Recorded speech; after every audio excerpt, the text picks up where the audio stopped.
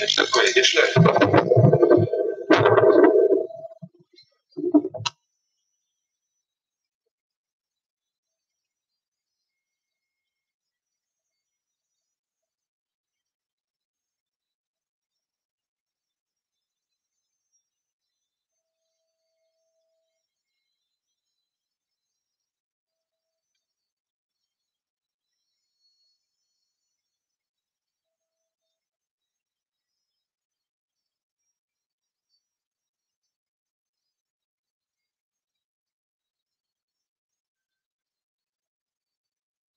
أعوذ بالله من الشيطان الرجيم. بسم الله الرحمن الرحيم. الحمد لله رب العالمين الرحمن الرحيم مالك يوم الدين. إياك نعبد وإياك نستعين. اهدنا الصراط المستقيم صراط الذين أنعمت عليهم غير المغضوب عليهم ولا الضالين. بسم الله الرحمن الرحيم. فما كان جواب قومه إلا أن قالوا أخرجوا آل لوط من قريتكم إنهم أناس يتطهرون فأنجيناه وأهله إلا امرأته قدرناها من الغابرين وأمطرنا عليهم مطرا فساء مطر المنذرين. قل الحمد لله وسلام على عباده الذين اصطفى الله خير أما يشركون. أمن خلق السماوات والأرض وأنزل لكم من السماء ماء فأنبتنا به حدائق ذات بهجة ما كان لكم أن تنبتوا شجرها أإله مع الله بل هم قوم يعدلون. أمن جعل الأرض قرارا وجعل خلالها أنهارا وجعل لها رواسي وجعل بين البحرين حاجزا أإله مع الله بل أكثرهم لا يعلمون. أمن يجيب المضطر إذا دعاه ويكشف السوء ويجعلكم خلفاء الأرض أإله مع الله قليلا ما تذكرون. أمن يهديكم في ظلمات البر والبحر ومن يرسل الرياح بشرا بين يدي رحمته أإله مع الله تعالى الله عما يشركون.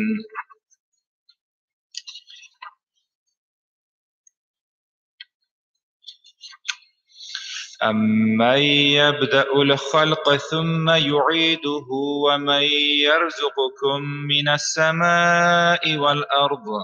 أإله مع الله قل هاتوا برهانكم إن كنتم صادقين. قل لا يعلم من في السماوات والأرض الغيب إلا الله وما يشعرون أيان يبعثون بل ادارك علمهم في الآخرة بل هم في شك منها بل هم منها عمون. وقال الذين كفروا أإذا كنا ترابا وآباؤنا أإنا لمخرجون لقد وعدنا هذا نحن وآباؤنا من قبل إن هذا إلا أساطير الأولين. قل سيروا في الأرض فانظروا كيف كان عاقبة المجرمين ولا تحزن عليهم ولا تكن في ضيق مما يمكرون ويقولون متى هذا الوعد إن كنتم صادقين قل عسى أن يكون ردف لكم بعض الذي تستعجلون وإن ربك لذو فضل على الناس ولكن أكثرهم لا يشكرون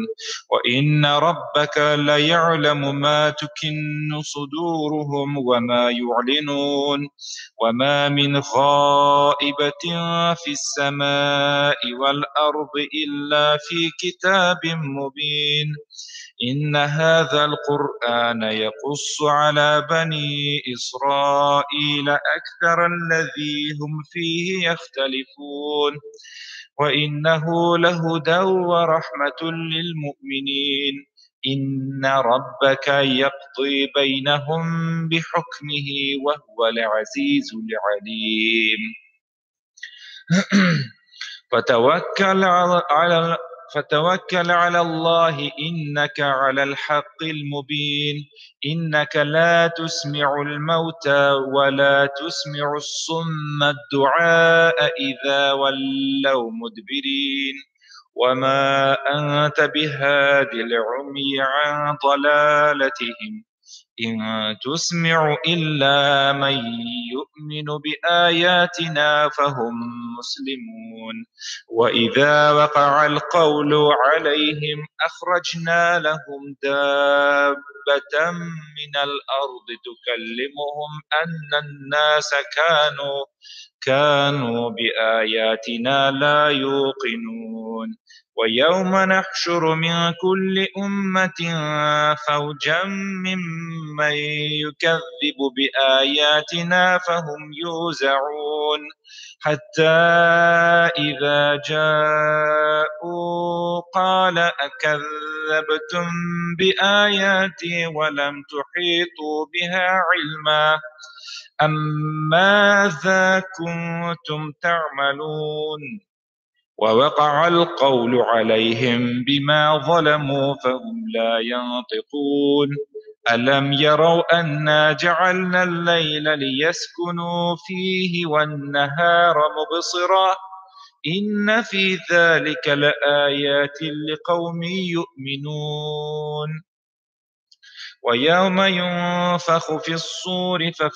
ففزع من في السماوات ومن في الأرض إلا من شاء الله وكل أتوه داخرين وترى الجبال تحسبها جامدة وهي تمر مر السحاب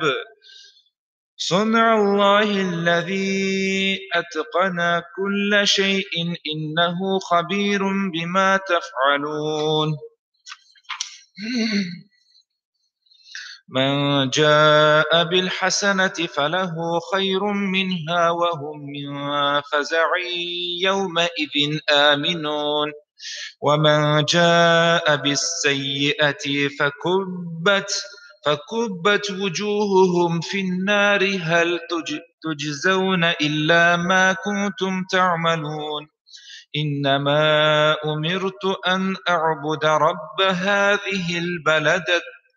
البلدة الذي حرمها وله كل شيء وأمرت أن أكون من المسلمين وأن أتلو القرآن فمن اهتدى فإنما يهتدي لنفسه ومن ضل فقل إنما أنا من المنذرين وقل الحمد لله سيريكم آياته فتعرفونها وما ربك بغافل عما تعملون بسم الله الرحمن الرحيم طاسين ميم تلك آيات الكتاب المبين نتلو عليك من نبأ موسى وفرعون بالحق لقوم يؤمنون إن فرعون علا في الأرض وجعل أهلها شيعا يستضعف طائفة منهم يذبح أبناءهم ويستحيي نساءهم إنه كان من المفسدين ونريد أن نمن على الذين استضعفوا في الأرض ونجعلهم أئمة ونجعلهم الوارثين ونمكن لهم في الأرض ونري فرعون وهامان وجنودهما منهم ما كانوا يحذرون وأوحينا إلى أم موسى أن أرضعيه فإذا خفت عليه فألقيه في اليم ولا تخافي ولا تحزني إنا رادوه إليك وجاعلوه من المرسلين فالتقطه آل فرعون ليكون لهم عدوا وحزنا إن فرعون وهامان وجنودهما كانوا خاطئين وقالت امرأة فرعون قرة عين لي ولك لا تقتلوه عسى أن ينفعنا أو نتخذه ولدا وهم لا يشعرون وأصبح فؤاد أم موسى فارغا إن كادت لتبدي به لولا أن ربطنا على قلبها لتكون من المؤمنين وقالت لأخته قصيه فبصرت به عن جنب وهم لا يشعرون وحرمنا عليه المراضع من قبل فقالت هل أدلكم على أهل بيت يكفلونه لكم وهم له ناصحون فرددناه إلى أمه كي تقر عينها ولا تحزن ولتعلم أن وعد الله حق ولكن أكثرهم لا يعلمون ولما بلغ أشده واستوى آتيناه حكما وعلما وكذلك نجزي المحسنين ودخل المدينة على حين غفلة من أهلها فوجد فيها رجلين يقتتلان هذا من شيعته وهذا من عدوه فاستغاثه الذي من شيعته على الذين من عدوه فوكذه موسى فقضى عليه قال هذا من عمل الشيطان إنه عدو مضل مبين قال رب إني ظلمت نفسي فاغفر لي فغفر له إنه هو الغفور الرحيم قال رب بما أنعمت علي فلن أكون ظهيرا للمجرمين فأصبح في المدينة خائفا يترقب فإذا الذي استنصره بالأمس يستصرخه قال له موسى إنك لغوي مبين فلما أن أراد أن يبطش بالذي هو عدو لهما قال يا موسى أتريد أن تقتلني كما قتلت نفسا بالأمس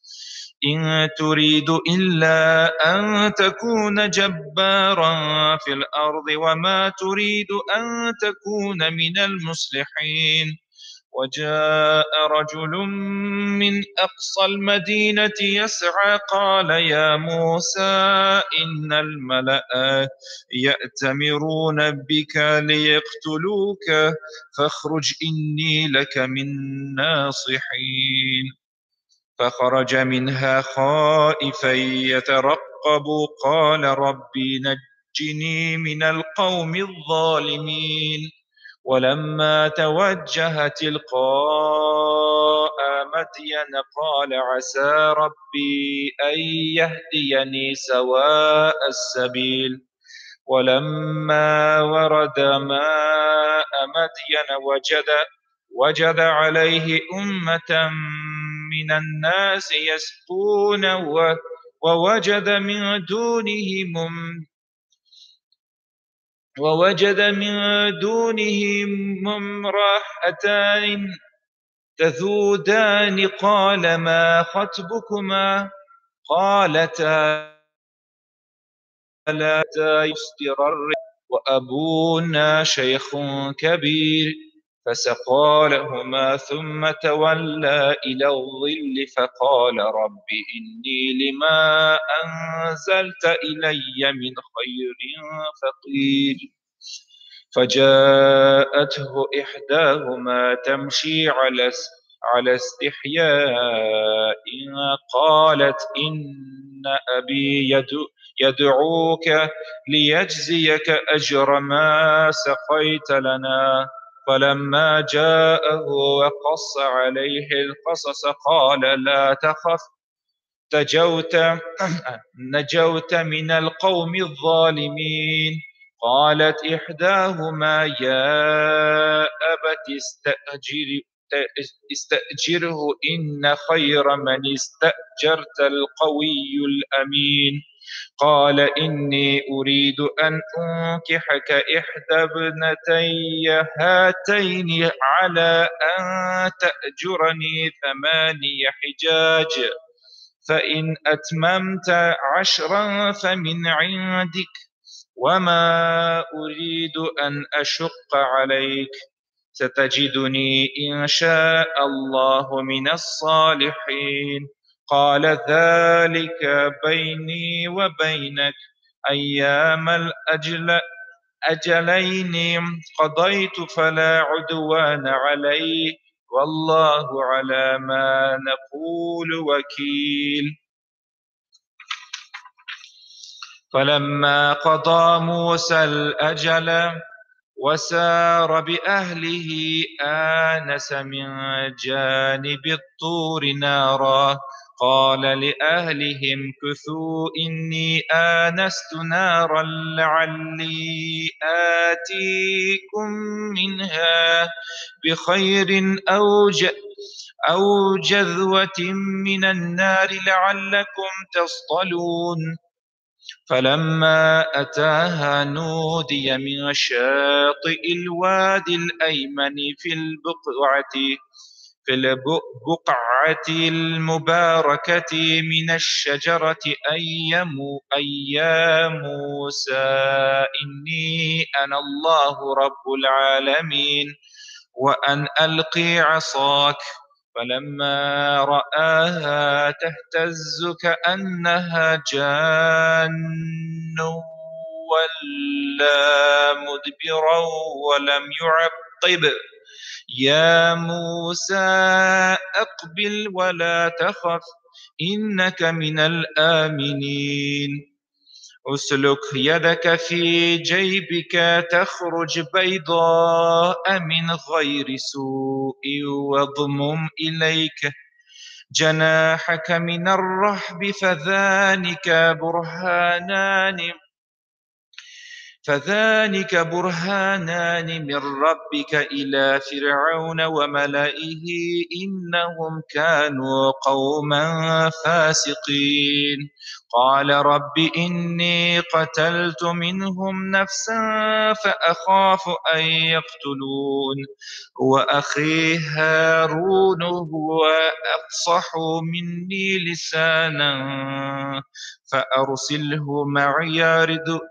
معي رد أن يصدقني إني أخاف أن يكذبون. قال سنشد عضك بأخيك ونجعل لكما سلطانا فلا يصلون إليكما بآياتنا أنتما ومن اتبعكما الغالبون. فلما جاءهم موسى بآياتنا بينات قالوا ما هذا إلا سحر مفترى وما سمعنا بهذا في آبائنا الأولين. وقال موسى ربي أعلم بمن جاء بالهدى من عنده ومن تكون له عاقبة الدار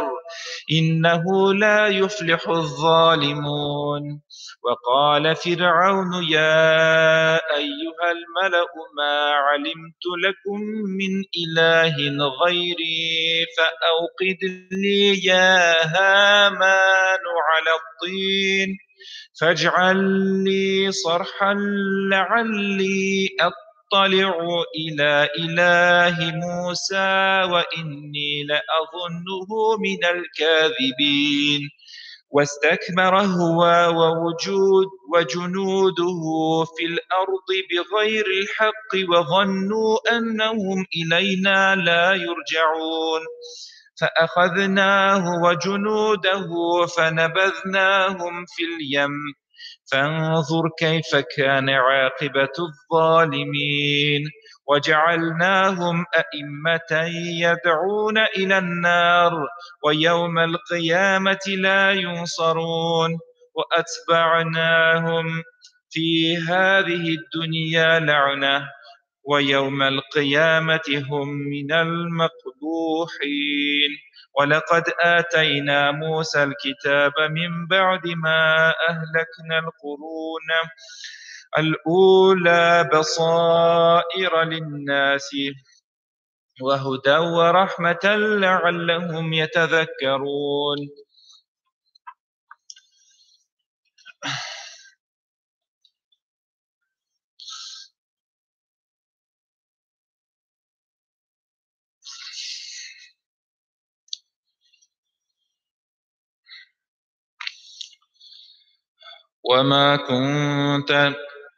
وما كنت بجانب الغربي إذ قضينا إلى موسى الأمر وما كنت من الشاهدين ولكننا أنشأنا قرونا فتطاول عليهم العمر وما كنت ثاويا في أهل مدين تتلو عليهم آياتنا ولكن كنا مرسلين. وما كنت بجانب الطور إذ نادينا ولكن رحمة من ربك لتنذر قوما ما أتاهم من نذير من قبلك لعلهم يتذكرون. ولولا أن تصيبهم مصيبة بما قدمت أيديهم فيقولوا ربنا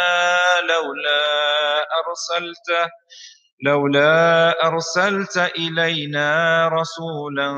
فنتبع آياتك ونكون من المؤمنين. فلما جاءهم الحق من عندنا قالوا لولا أوتي مثل ما أوتي موسى أولم يكفروا بما أوتي موسى من قبل قالوا سحران تظاهرا وقالوا إنا بكل كافرون. قل فأتوا بكتاب من عند الله هو أهدى منهما أتبعه إن كنتم صادقين.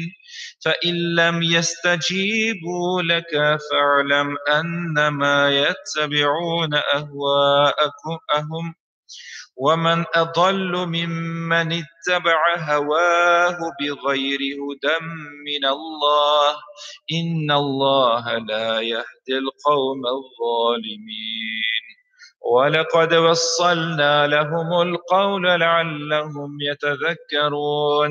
الذين آتيناهم الكتاب من قبله هم به يؤمنون وإذا يتلى عليهم قالوا آمنا به إنه الحق من ربنا إنا كنا من قبله مسلمين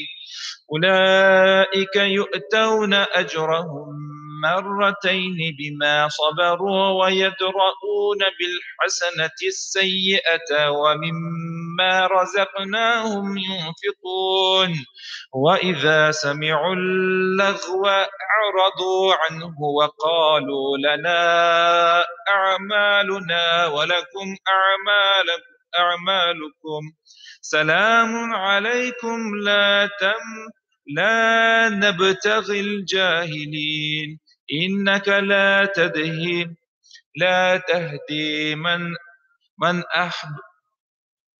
من أحببت ولكن الله يهدي من يشاء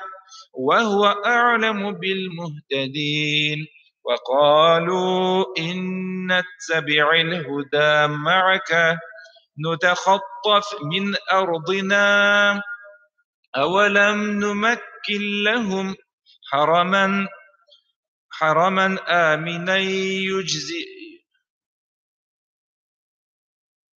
حرما آمنا يجبى إليه ثمرات كل شيء رزقا من لدنا ولكن أكثرهم لا يعلمون وكم أهلكنا من قرية بطرت معيشتها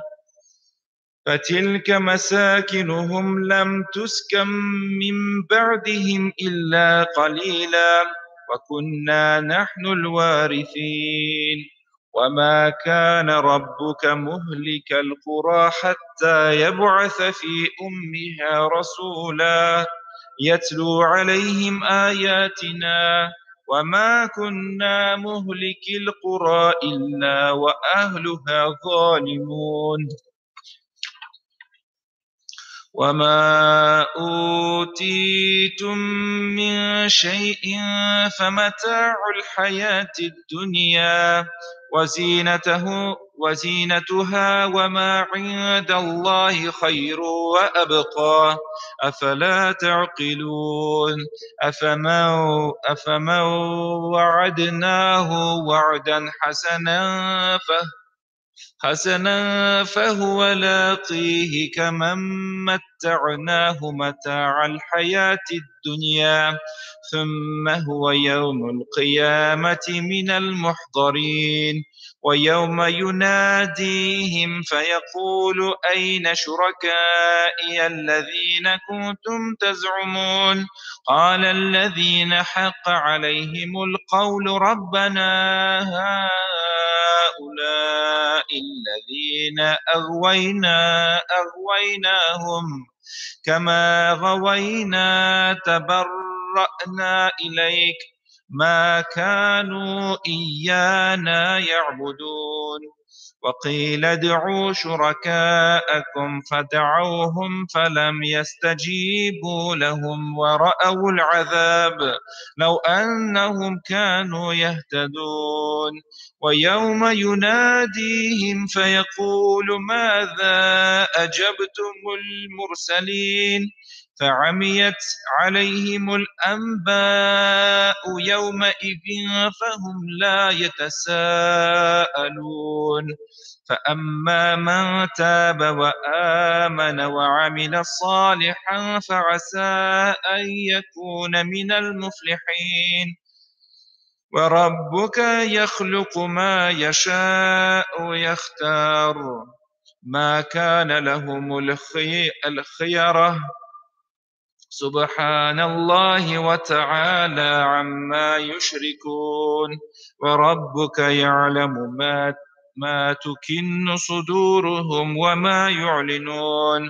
وهو الله لا إله إلا هو له الحمد في الأولى والآخرة وله الحكم وإليه ترجعون قل أرأيتم إن جعل الله عليكم الليل سرمدا إلى يوم القيامة من إله غير الله يأتيكم بضياء أفلا تسمعون قل أرأيتم إن جعل الله عليكم النهار سرمدا إلى يوم القيامة من إله غير الله يأتيكم بليل تسكنون فيه أفلا تبصرون ومن رحمته جعل لكم الليل والنهار لتسكنوا فيه ولتبتغوا من فضله ولعلكم تشكرون ويوم يناديهم فيقول أين شركائي الذين كنتم تزعمون ونزعنا من كل أمة شهيدا فقلنا هاتوا برهانكم فعلموا أن الحق لله وضل عنهم ما كانوا يفترون إن قارون كان من قوم موسى فبغى عليهم وآتيناه من الكنوز ما إن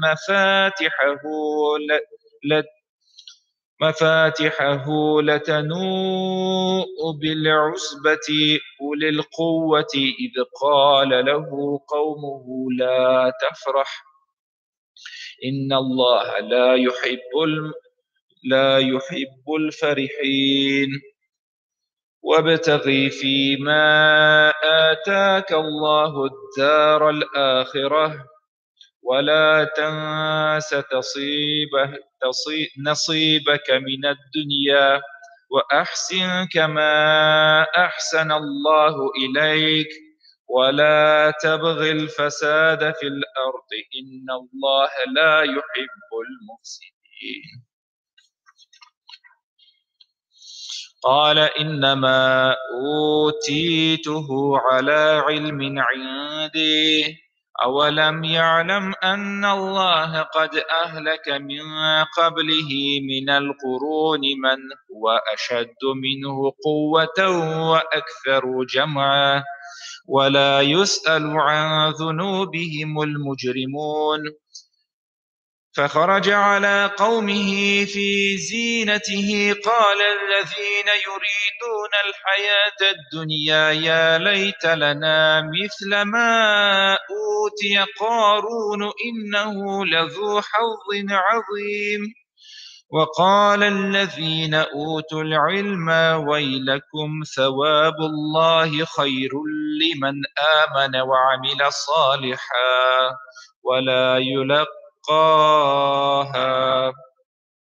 ولا يلقاها إلا الصابرون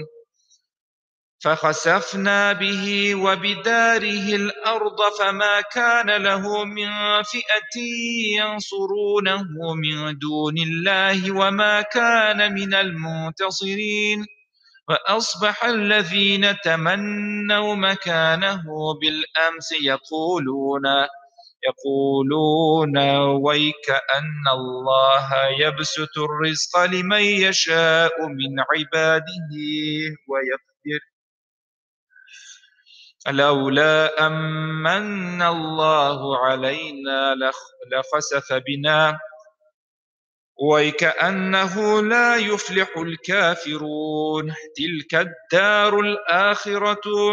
نجعلها للذين لا يريدون علوا في الأرض ولا فسادا والعاقبة للمتقين من جاء بالحسنة فله خير منها ومن جاء بالسيئة فلا يجزى الذين عملوا السيئات إلا ما كانوا يعملون إن الذين فرض عليك القرآن لرادك إلى معاد قل ربي أعلم من جاء بالهدى ومن هو في ضلال مبين وما كنت ترجو أن يلقى إليك الكتاب إلا رحمة من ربك فلا تكونن ظهيرا للكافرين ولا يصدنك عن آيات الله بعد إذ أنزلت إليك وادع إلى ربك ولا تكونن من المشركين ولا تدع مع الله إلها آخر لا إله إلا هو كل شيء هالك إلا وجهه له الحكم وإليه ترجعون.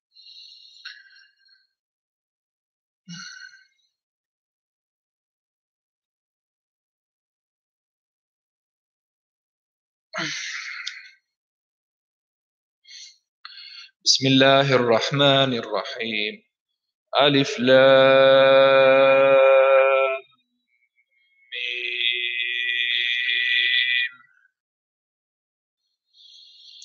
أحسب الناس أن يتركوا أن يقولوا آمنا وهم لا يفتنون ولقد فتنا الذين من قبلهم فليعلمن الله الذين صدقوا وليعلمن الكاذبين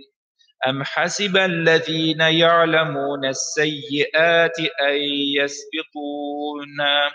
ساء ما يحكمون من كان يرجو لقاء الله فإن أجل الله لآت وهو السميع العليم ومن جاهد فإنما يجاهد لنفسه إن الله لغني عن العالمين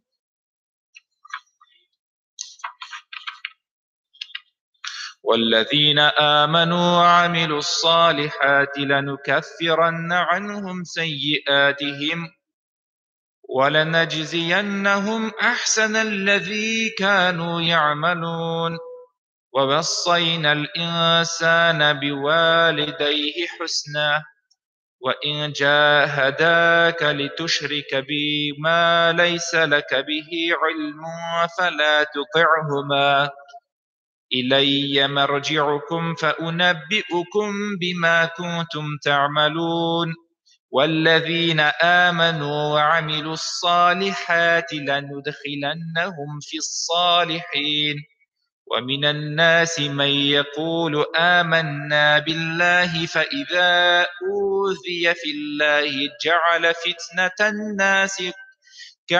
كعذاب الله ولئن جاء نصر من ربك ليقولن إنا كنا معكم أوليس الله بأعلم بما في صدور العالمين وليعلمن الله الذين آمنوا وليعلمن المنافقين وقال الذين كفروا للذين آمنوا اتبعوا سبيلنا ولنحمل خطاياكم وما هم بحاملين من خطاياهم من شيء إنهم لكاذبون ليحملن أثقالهم وأثقالا مع أثقالهم وليسألن يوم القيامة عما كانوا يفترون ولقد أرسلنا نوحا إلى قومه فلبث فيهم 1000 سنة إلا 50 عاما فأخذهم الطوفان وهم ظالمون فأنجيناه وأصحاب السفينة وجعلناها آية للعالمين وإبراهيم إذ قال لقومه اعبدوا الله واتقوه ذلكم خير لكم إن كنتم تعلمون إنما تعبدون من دون الله أوثانا وتخلقون إفكا إن الذين تعبدون من دون الله لا يملكون لكم رزقا فابتغوا عند الله الرزق واعبدوه واشكروا له إليه ترجعون وإن تكذبوا فقد كذب أمم من قبلكم وما على الرسول إلا البلاغ المبين أولم يروا كيف يبدئ الله الخلق ثم يعيده إن ذلك على الله يسير قل سيروا في الأرض فانظروا كيف بدأ الخلق ثم الله ينشئ النشأة الآخرة إن الله على كل شيء قدير يعذب من يشاء ويرحم من يشاء وإليه تقلبون وما أنتم بمعجزين في الأرض ولا في السماء وما لكم من دون الله من ولي ولا نصير والذين كفروا بآيات الله ولقائه أولئك يئسوا من رحمتي وأولئك لهم عذاب أليم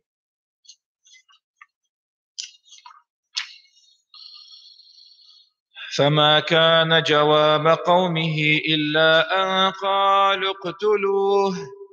أو حرقوه فأنجاه الله من النار إن في ذلك لآيات لقوم يؤمنون وقال إنما اتخذتم من دون الله أوثانا مودة بينكم في الحياة الدنيا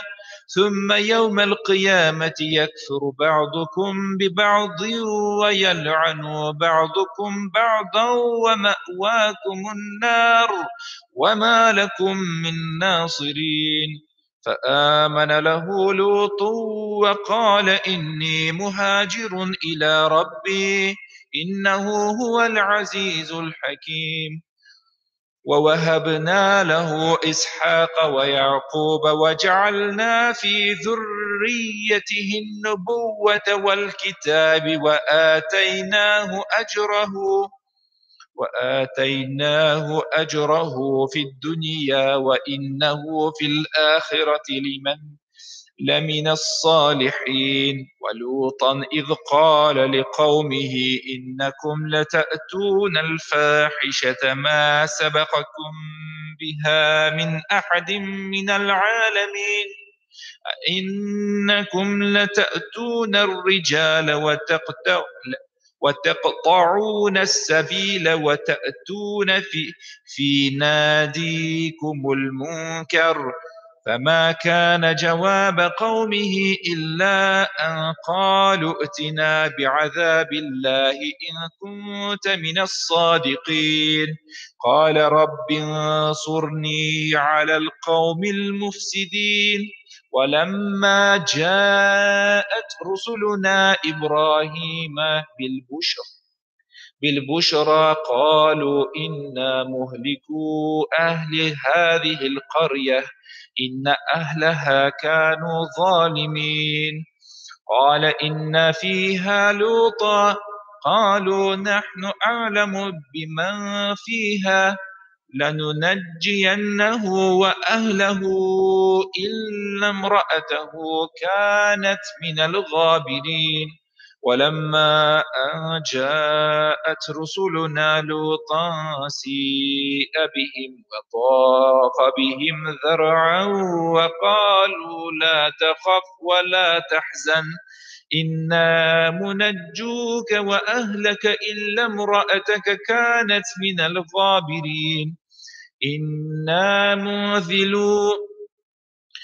إنا منزلون على أهل هذه القرية رجزا من السماء بما كانوا يفسقون ولقد تركنا منها آية بينة لقوم يعقلون وإلى مدين أخاهم شعيبا فقال يا قوم اعبدوا الله وارجوا اليوم الآخر ولا تعثوا في الأرض مفسدين فكذبوه فأخذتهم الرجفة فأصبحوا في دارهم جاثمين وعادا وثمود وقد تبين لكم من مساكنهم وزين لهم الشيطان أعمالهم فصدهم عن السبيل وكانوا مستبصرين